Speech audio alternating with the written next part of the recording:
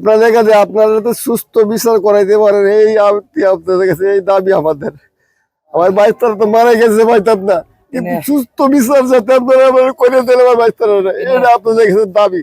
চন্দন যে ছিল সম্পূর্ণ অন্যায় ভাবে আমার বাইস্তারিকে মারছে, 2টা 3টা 4টা লোকের মারছে। আমরা 4টা লোকে ইচ্ছা করলে একটা মারতে পারতো না।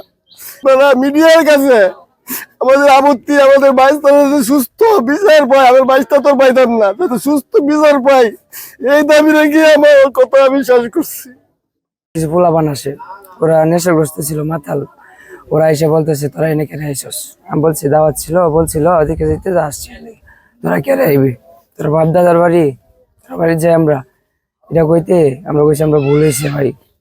আচ্ছা আমরা যাইতেছি গা। আমরা সব পরিচিত যারা ছিল সবই পরিচিত, তো নেশাগ্রস্ত ছিল সেই কারণে এই ব্যবস্থা করছে।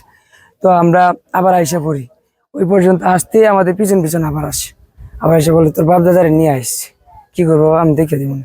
তো ওর মধ্যে ওরা এলাকার ওরা 3টা ভাই ছিল, কাকন, জুয়েল আর একটা হচ্ছে চন্দন, এই 3জন ছিল ওইনে। আর ওরার 20-30টা পোলাপান। ওরা থাকলে আমার আব্বু এই পর্যন্ত গেছে। আব্বু গেলে আমি আব্বুরে বলছি যে এই অবস্থা, এটা মীমাংসা করে দেবো কথা করে। আমার আব্বুরে নিয়ে আমরা 7 জন ভাই, আব্বু 8 জন, আমরা ওইদিকে গেছি যে কাকন ভাইয়ের সাথে কথা বলবো। আব্বু কথা বলা শুরু করতেই মানে আমাদের উপরে 40 জন 35 জন এমন ঝাঁপাইয়া পড়ছে। ঝাঁপাইয়া পড়িয়া আমরা 8 জন না, আমার আব্বুরে সহ মারছে। আমার একদিকে টাইনা নিয়ে গেছে, 10-12 জন উদুম পিটাইতেছে, যার বাতির সাথে আমার পেঁচাইছে, কারেন্টের সাথে পেঁচাই আমার ফালাইছে। ফালাই আমি তো কাঁদতেছি, এমনি শর্ট খেয়ে আমার মারতে আছে।